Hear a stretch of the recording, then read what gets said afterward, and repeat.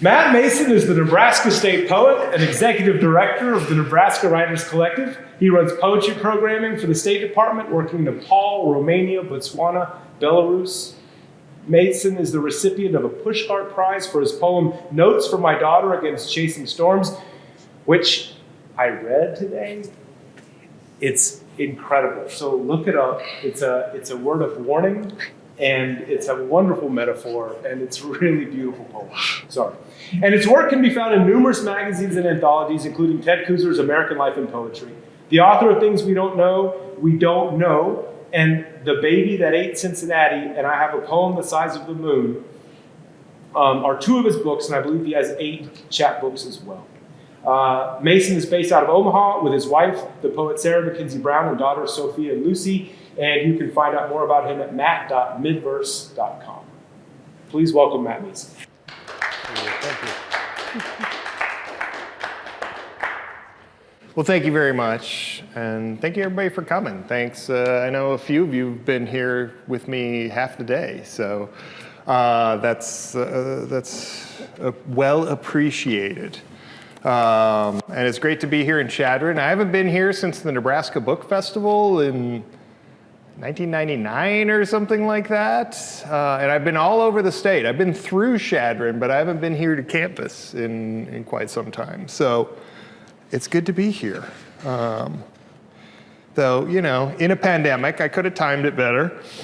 But, you know, I thought I was going to be teaching workshops in Alliance all week. So I'd planned other things to do at night, and then found out that they booked me in Alliance for 2023, not 2022. But, you know, I still wanted to come. So I gotta start with a poem that I just wrote last night. I wrote it while driving. I did a reading in Oshkosh a couple hours away. Had a blast. They've got a writing group that's been meeting for over 20 years in Oshkosh, and it was really neat to see them and get to see a little bit of their work, and they were just a great audience. So after that, though, one thing, I love driving around Nebraska, and especially being off the interstate and in the West, because it's so beautiful. And so last night, of course, I left Oshkosh at about 6:30, so it was dark. And thus we have this. This is called Nebraska 385. Driving the highway at night, you feel cheated. You know the landscape out past your headlights is beautiful, that the sandhills are rock here, are valley and mesa and cliff and round, and you flick on the brights and see only road and grass and shadows stretch to forever. Above, a galaxy of stars watches your progress from years and years and years away. Oh. Yes. Yes, it's okay to clap. I should have brought that poem. I have a poem about how it's actually okay to clap at poetry readings. Because it's one of those weird things, especially for some reason in Lincoln, Nebraska. You do a poetry reading, or you go to a poetry reading, and a poet will read something. It's like, oh my God, that was so good. And then everybody's like, and it's complete silence after this absolutely brilliant poem. It's like, do you do that at a concert? If this were music, would you just sit there and go, yeah, great job, Bono? No, so I think it is something that, I don't know why it happened, but it's like, oh, we're supposed to appreciate a poem silently. No, it's okay to make noise. You do whatever you want, so. All right, so I've been state poet for 3 years, and it's been such an honor. It's been great to be able to go around the state and just read poetry and talk poetry to people. And impress my friends. But back when I was named, there was going to be a ceremony at the state capitol where I'm going to read some poems and all. And you know, my wife is a poet also, and she's asking me, so what are you going to read at the capitol? And just making sure I'm on my game and all. It's like, oh yeah, I'm going to read this and this, a couple of the greatest hits, and then this new one I'm working on. She's like, Matt, it's not an open mic. read the best of. But I was like, no, I got to read this. So I wrote this for the state capitol, for the event, and fortunately she did approve. The poem is called, "Now That You've Named Me State Poet of Nebraska, Let the Reign of Terror Commence! Let all cell phones cease to unlock until you whisper the name of a poet into its microphone, and you can only use po once. After that, you need to learn the name of more poets. Let website passwords require a symbol, a number, some uppercase, some lowercase, an I am, a trochee, an onomatopoeia. By the power vested in me, by the state of Nebraska, let all mailing addresses be reconfigured in rhyming couplets. Let no text messages send unless they be 17 syllables in length. Let Ted Kooser be paid more than whoever the big football coach is. Let former state poet Twyla Hansen's pension make Warren Buffett wish he'd started with sonnets instead of paper routes. Let this reign of terror commence. As we admit, we don't know what this day will bring, but we come to it together with ears unstopped, eyes aware, scribbling to find out what it all means. Here in the interconnectedness of truth and beauty and all varied things. It was fun to do a reading in the state capitol and shout a lot. So I like things like that. So. All right, so today, in the workshop and other things, we were talking a fair amount about the pandemic, and we keep almost breaking out.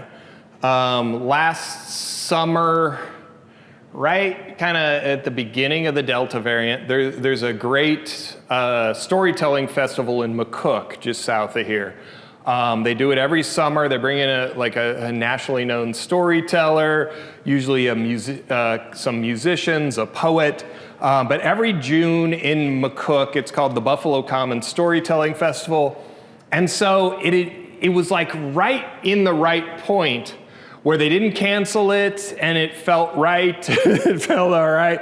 And it was kind of a beautiful moment. So I wrote this. It's called As We Enter the Afterword, written outside Seinert's Bakery in McCook, Nebraska. Last night, I listened to music in a packed cafe. Last week, I rode an airplane. I watched a movie the week before, indoors, in not my doors, meaning blue seats, cup holders, other people nearby. And it feels weird. Not long ago, I barely bumped into a woman in the grocery store, and I couldn't stop apologizing, smarting with the kind of shame that stings all the way down to one's ancestors.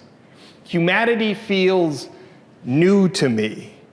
Going to eat in a Chili's restaurant is irredeemably exciting after all this time, after last month, last year, last low death toll report that we didn't know was low yet until we saw what was possible when a hospital runs out of gloves, masks, beds, hallways, oxygen. We have looked out for one another by not doing these things. We have grown awkward, our social skills sapped scrawny from lack of blood flow.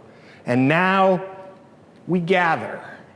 We pretend this is just music again, just buttered popcorn and light, just a Southwestern-themed cheeseburger that we take on our tongues and find it transfigured into so much beyond what our minds can hold.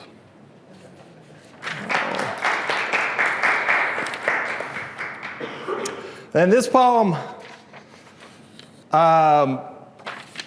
is called Lines Composed on Seeing There is an Autographed Copy of My Book on Sale for $7.99 at Half Price Books.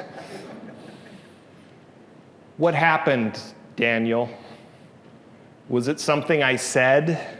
or didn't say? Was it just time? Are you okay? Did you move? Was it a gift? Not enough rhyme? All of this? People talk, Daniel.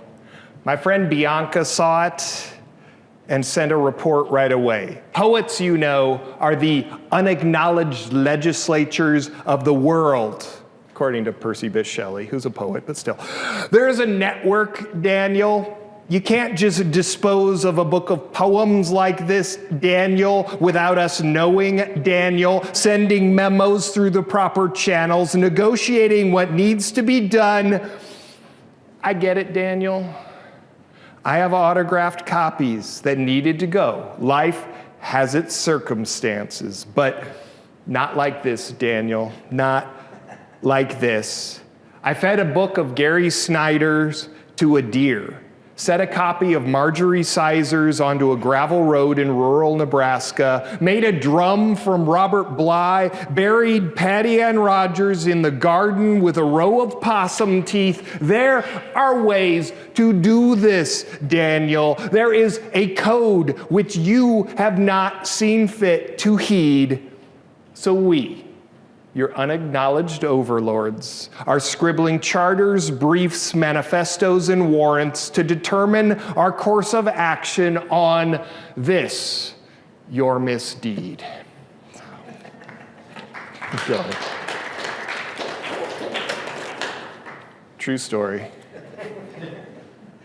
What can you do? So I've got 3 books out, all for sale on that table. I take credit cards. But I've got a 4th book coming out in April that I'm weirdly excited about, more than just because it's kind of cool to have a book out. But when I turned a few years ago, I had my 49th birthday. No big deal. But something happened like right after that where I found myself thinking about Disneyland a lot. And not just thinking about, like obsessed with Disneyland in a way that made me think of stupid TV shows where the main character has a midlife crisis and it's like, that's such crap. And then I find myself going through something like that with Disneyland, like listening to podcasts, watching YouTube videos, researching Walt Disney, reading articles, books from the library. And it was the weirdest thing. It's like this bolt of lightning. So I'm doing all this reading and listening and research, but I'm not doing anything with it. But my wife, thankfully she's a writer, a couple months into it, she knows what's going on, even though I'm trying to hide it. You know, she'll get in the car and there'll be a podcast playing, and I'm like, oh, gotta switch the channel real quick. And she's like, are you writing about it? It's like, no, it's so stupid. It's a terrible idea. And it's like, but you're doing the research, write the poems. So I did. I started writing the poems. I was like, what? I don't know why we get in our own heads about writing. It's like, if you've got things to write about, just write it, don't worry. But still, I was like thinking, this is a terrible idea, this is dumb. I started writing the poems, ended up being the most fun I've ever had writing like a collection of poems. 'Cause I wasn't sure if it would be a book or not, but man, the poems kept coming. And then, eventually I figure out it's not just about Disneyland, it's about midlife and other things. But then I really found out it's about my parents. It's about all these connections. Because I went to Disneyland when I was 4 with my family. Went to Disneyland when I was in college with friends. Took my kids to Disneyland a few years ago. So all these different times in my life, these really noteworthy times, all have this connection at Disneyland. And that's what I had to write the book to kind of figure out. So this is the title poem. The book is called At the Corner of Fantasy and Maine. Disneyland, if you don't know, Disneyland's broken up into different lands. So you walk in and you're on Main Street, and then there's Tomorrowland, Fantasyland, Frontierland, and Adventureland. And some of the poems are about the intersections where 2 lands meet. So, at the corner of fantasy and Maine. You've got the castle's shadow, not the castle. Got mallards looking for a moat, photographers with poses to pick from as horse-drawn streetcars clop by. You've got donuts, different every week. Sometimes a lemonade maple bar, sometimes pineapple and pink. at the place where lands transition from Photo Supply Co. to Bibbidi Bobbidi Boutique, where you're never quite sure the pinpoint, the borderline between where dust needs sweeping up and where it makes you fly.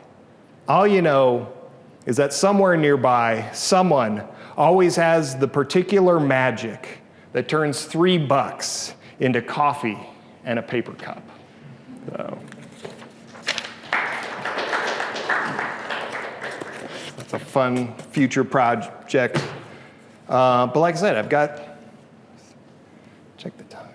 All right. Let me read a couple poems. This is my first book, put out by Backwaters Press, won the Nebraska Book Award. Woo! I'm still shocked at that, but I'll take it. But since today, we're talking a lot about teaching English or teaching creative writing. And so this is my poem for creative writing teachers. It's called The Part-Time English Teacher's Lament. And those uncorrected papers I was supposed to hand back yesterday follow me like shadows needing commas. They're here always with me, like run-on sentence Jesus. They're here in my dreams, in my backpack, in my underwear drawer. They're in the sports section of my morning paper, falling from the trees in Fontanelle Forest, inside pumpkins, on the radio at the top of every hour, riding broomsticks in front of the moon, rolling in from the river as evening spills, spelled out by marching bands at halftimes of televised football games, in awkward, wordy formations that would flow so much smoother if you'd cut out that drum section and that trombonist and add a few tubas for clarity and balance. I'd take a break, run away, even risk driving through a snowstorm to Memphis or Grand Forks, but the road signs scare me. All those Stuckey's billboards, truck stop menus, little towns in Iowa, and worse, those huge pen strokes of concrete that climb up hills and run beside rivers in miles-long proofreading errors.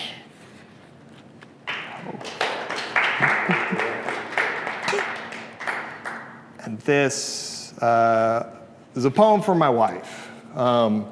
This whole book is kind of a really roundabout love story, though you don't really get to the love part till the end. And this poem is called Untitled Poem for Sarah.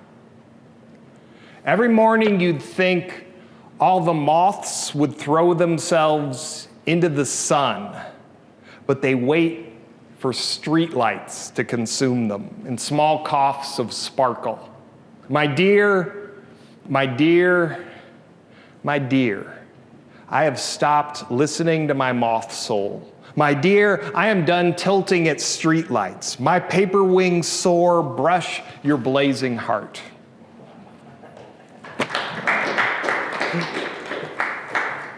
So I read that last night when I was in Oshkosh. And they're like, oh, did your wife love that poem? It's complicated when you're both writers. It gets a little weird. It's like, you know, we write poems for each other occasionally, but sometimes like we're listening, it's like as the beloved, but also as a critic and an editor.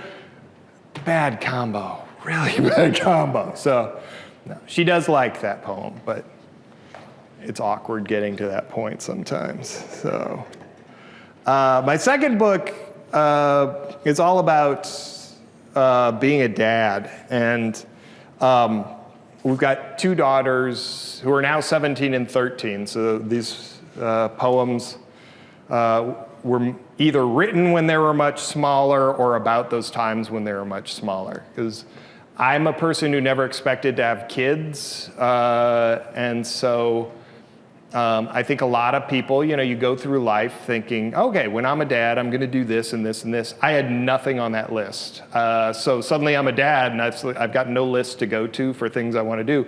So it's been a lot of surprise and mystery and frustration and horror and beauty that I never expected. So as a writer, that can be good.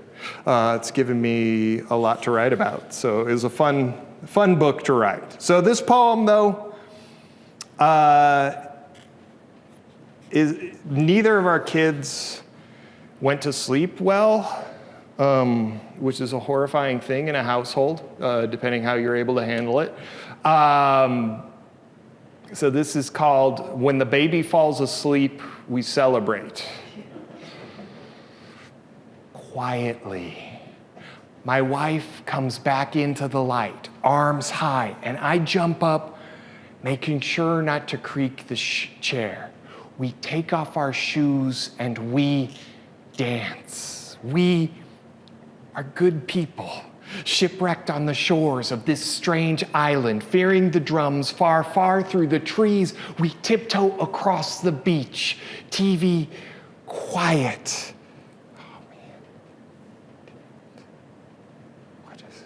TV quiet, as if all the world must whisper, must dare not wake her, must bow to this new pharaoh whose yokes we wear across our throats. This thunder infant with wrath grown, his evening stretches into the fury and the fussiness that nursing at the breast can only sometimes abate. And if she then wakes, if the door creaks just so loud, if it's you who made the toilet seat crack like a gunshot only moments after she went down, and the woman who swore to love you forever looks you with all the flames of hell in her eyes,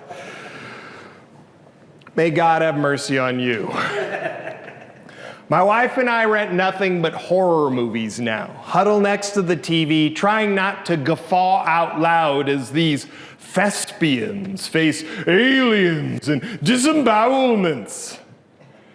Things we might have feared in another life. But let's see Freddy or Jason or King freaking Kong make you fear like when you only meant to ease the door open, thinking how beautiful her little closed-eyed dream face is.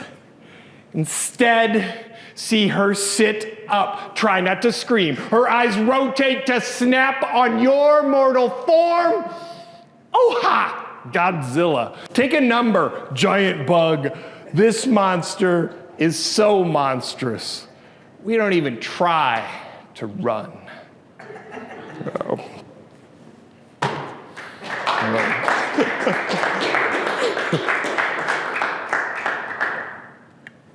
Yes. I do love my children, but there has been horror. So, what can you do?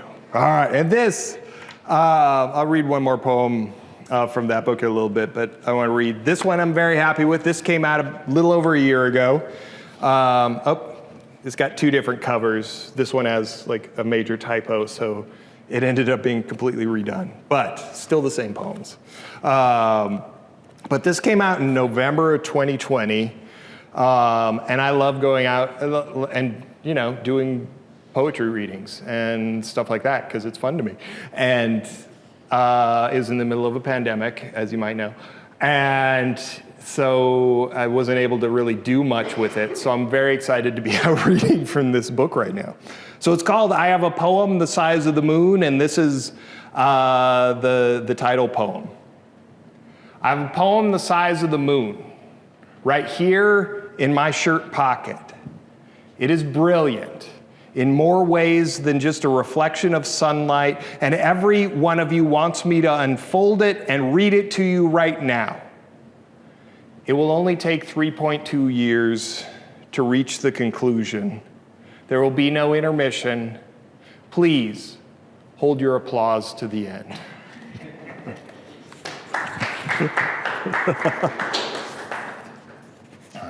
And this is just, some of the, much of being a parent is surprise for me in good and bad ways. And this was just one of those moments that really I was not ready for. It's called "A Thing That Happened." "Oh, we had an intruder alert," said my 4th grade daughter when I asked how school was. She said this after the usual shoulder shrug and mumble. My kindergarten daughter sang in, "Yeah, we did." And I keep the car moving forward, even though it feels like a bird just thwapped against a window in my chest and this car should stop now. Over the intercom, the same silver strainers in the ceiling as the school I went to a long time ago, a voice will say, "Mr. Snow, please come to the office." And what is expected is that the teacher will walk sharply to the door and lock it, that every student in the room will hide, will be unseeable from the block of glass targeted above the doorknob.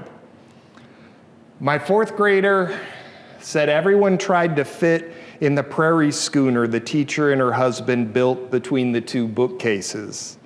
But there wasn't room, so she tried to squeeze herself alone behind the filing cabinet. They tell me this as no big deal. They tell me this like it's line up, single file, quiet down, hands to yourself, march outside. They can't say it like I do now. They don't think about it like it's a heartbreak poem, have no inclination to want to ask the NRA to stop talking over yet another moment of silence, no inclination to recall the name of that school secretary in Atlanta who talked an AK-47 and a gym bag full of bullets onto the floor, no inclination to think of grade school teachers laying their bodies over students, arms out, lungs pulling in so hard they could make their backs as wide as wings. It's my kindergartner. It's my fourth grader. It's another thing that happened today.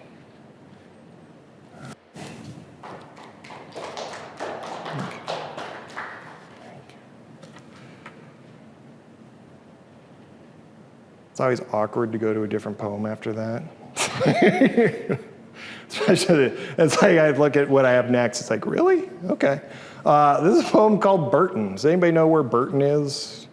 It's on Highway 12, just I think on the other side of Valentine, I think. But I was driving through there several years ago and just something about it hit me. So here's a poem called Burton. Along Highway 12, you see the sign, Burton, with a 9 under it. Then a slick Lutheran church on the left, Assembly of God to your right. You got one house, roof splintered in, paint about gone off it. Maybe that was a trailer home past those pines, and that's about it. That's the town, more God than people, I suppose. A car passes, driver raises a finger, different finger than Omaha drivers, as it ain't a challenge. You got time to appreciate it, as you ain't gonna see another car for miles.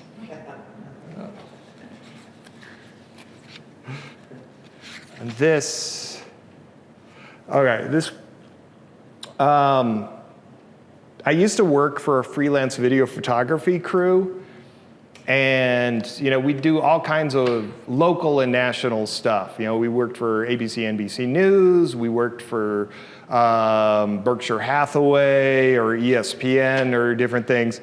And on this one, we got the weirdest call. We were asked to go out to Gothenburg for the Travel Channel. And it's like, okay, what travel thing are they doing out there? It was about mutilated cows by aliens, possibly. So I was excited, and I got a poem out of it. So this poem is called Reality. It's column 1, and it is selection B. It is neither, it is both. It's behind door number 3. And that's how we can walk so close to death that our whole field of vision fits inside its one working headlight. And we may say later, the light we saw was God, was Jesus, was Uncle Henry, or was synapses, quite plausibly, was nerve cells gone 4th of July. So here's my story. I'm standing in a valley next to the world's foremost expert on abnormal cattle mutilations and a guy who played a non-speaking role from a 90s sci-fi show, and an Angus without tongue or eyes or udders, black hides stiff over oceans of maggot. You tell me, is this real? You tell me, do I wake up in a few minutes?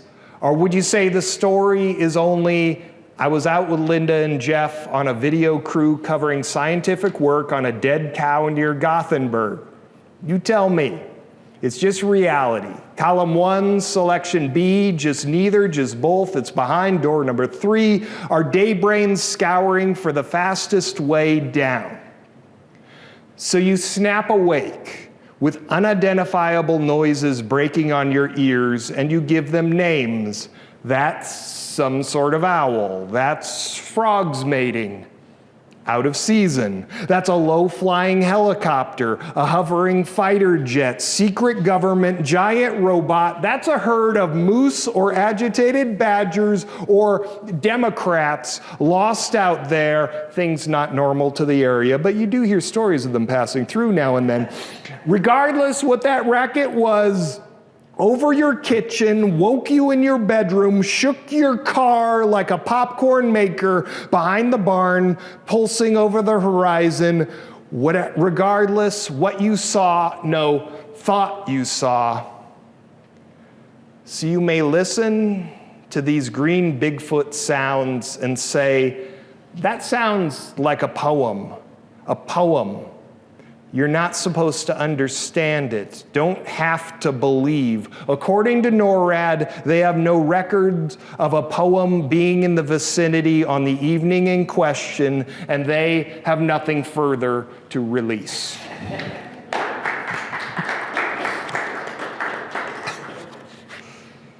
All right. One more poem, then questions and answers, or whatever you want, and cookies.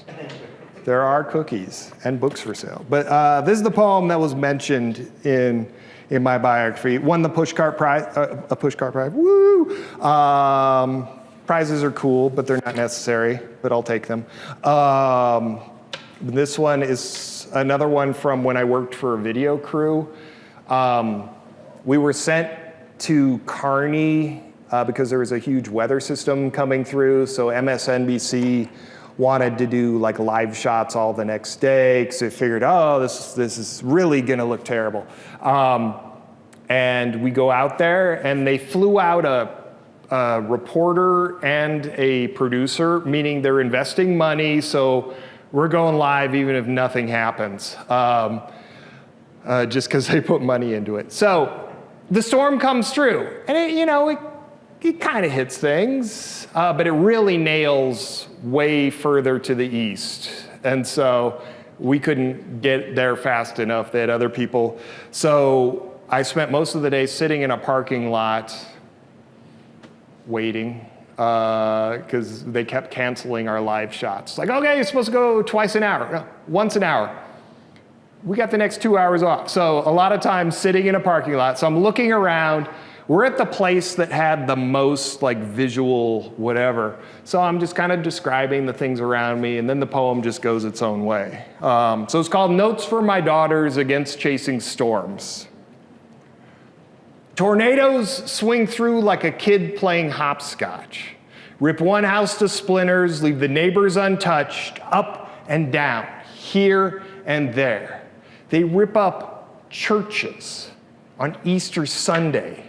Take up whole towns by the roofs, put a piece of straw into a tree, stick a single 2x4 into a roof, declare it art. Stack a car on a motorcycle, call it a night. And that, my daughter, is how teenage boys approach love. I don't say that it is evil, more like an amoral force of nature. They look all pleasant showers before they tear your roof off and leave your trees in shreds. So you may dream of his blue eyes, cloud-free compliments, the music he likes, the motorcycle he drives, the great tattoos he's got on his neck.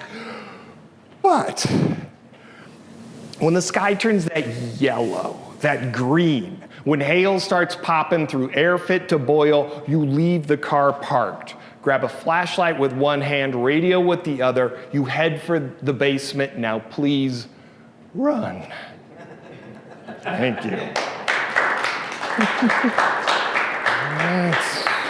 Well, thank you very much. Thank you again for coming out. It's a cold night. There's a global pandemic, and there's a dance. And I appreciate it. Anybody have any questions? Anything you want to know? So the Disney book is next. Yes. Then what? I've actually got a 5th book coming out a year later. That's the really weird project. It's called Rock Stars, and it's mostly about 80s rock and romantic poets. And it's really weird and profane and awful, and I love it. So, but then after that, I'm actually working on another manuscript that I'm kind of putting together poems. It's kind of about the pandemic and about politics. So that one will probably come out after I'm not state poet anymore, just to avoid peeving anyone too badly. But plus, it'll take me a while to get put together. Yeah. And then just otherwise writing. I write a new poem every week, so I'm always writing something new. So hopefully more book projects. And I'm leaving my job. I work full-time at a nonprofit, and I'm leaving there at the end of June to see what I can do as a writer, take advantage of my last year and a half as state poet, and see if I can make a little bit more of a living as a writer that way, and actually do the editing that I can't do because my job takes too much of my brain space away. So it'll be interesting to see what happens. So I might be looking for work in about a year, but hopefully not. We'll see. Yes. So you say prizes are nice and you'll take them. Is that how you came to be state poet, or how'd you find your way into that? Man, it's kind of ends up state poet. I think I described it earlier as like a lifetime achievement award for poetry. I've done work for the Arts Council and Humanities Nebraska for years. I've just gone into schools for a long time, been involved in writing and with a lot of writers. So, I've been pretty busy working on education and just making poetry accessible and interesting as much as I can for audiences. And the prizes have helped. I won a couple Nebraska Book Awards, and then the push cart was a big one, just being a national kind of recognition.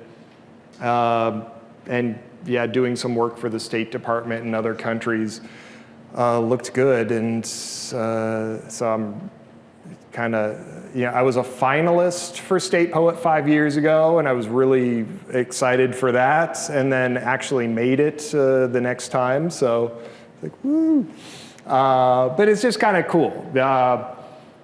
Is the main thing. I mean, I don't write to be state poet or anything like that. I write to kind of process the world for myself and process myself to myself, because I'm kind of dumb sometimes, but if I sit and write about something for a while, it can make sense. And so I write no matter what, but so I really feel fortunate that, I get to be state poet for 5 years. So. 5 Yeah. 5-year term. Not a cent. No, it's been absolute joy. Even with the pandemic, which obviously slowed a lot down and kept me from doing a lot, but it's still just fantastic. So, yeah, a really cool honor. Yeah. So you write a poem a week. We were just talking about this in my intro class 2 days ago. Yeah. Every writer has a different schedule. Some are morning writers, but I kept trying to say, you try to write daily. Do you write daily? I don't write daily. I really envy people who do, because that's so much more time you're able to write and can do it. For some reason, it's harder for me. Like every now and then there are those, okay, we're gonna write a poem a day for this month. And what I've found is when I've done that, I will write the same amount of worthwhile poems as I would in another month, and I'll write a lot of trash. So, and I don't know, maybe if I kept with it, I could change that, but it's just, I think my schedule is a little bit different. But yeah, you hear about folks like Ted Kuzer who, woke up before work at 4 a.m. every day, wrote for a couple hours, and then went to work at an insurance company. It's like, man, I wish I could do that, because I think I'd be a much better writer at this point if I could spend that much more time. But for whatever reason, I've just found that the poem a week is the right schedule for me. So, and yeah, everybody does it a little bit differently. But I think try to do more than you think you can do, because that's how I got to the poem a week. It's all right. It's like, what is going on? No. Have a cookie. The reason I write a poem a week is I took a class my freshman year in college, I think, where we were supposed to, it was a 10-week course, because we were on the quarter system, and we're supposed to turn in a poem every week. And I'm like, a poem a week? I can't do that, because before that I would write, when the poems deigned to speak to me, I would write them down, which, you know, I might write a couple poems a month, I might write a poem every 3 months, but I just knew I really liked writing, but I was waiting for the poems. What I found out in that class is that when we had the schedule of write a poem a week, I wrote probably a poem and a half every week on average, because instead of waiting for poems, I'm looking for poems. And there are poems everywhere. Every day there are things that could be a poem. You know, I think it's those moments when something happens that you physically react to, either something of beauty that you take a double take at, or something that a friend says that is so stupid or funny, or you see something on the news or read something in an article that you're like, whoa! I think when you find yourself physically reacting to something in the world, there's a good chance that that could be a poem. Maybe not the best poem, but I think every day we get hit by a number of different things that could be poems. So if you're watching for that over a week, man, you got a lot of things to pick from. So, yeah. And you write longhand? Or? I do. I have to have... Throw your Moleskine over there or whatever. Yeah, I have to write with my pen against a pad. Like my whole writing process is that hand against paper, but then when I type things up, which is sometimes a week later, sometimes a year later, 2 years later, that's a whole different process of looking at it on the computer screen. And I really like that because it makes me see the poem in two completely different ways, and it really helps me rethink what the poem's possibilities are.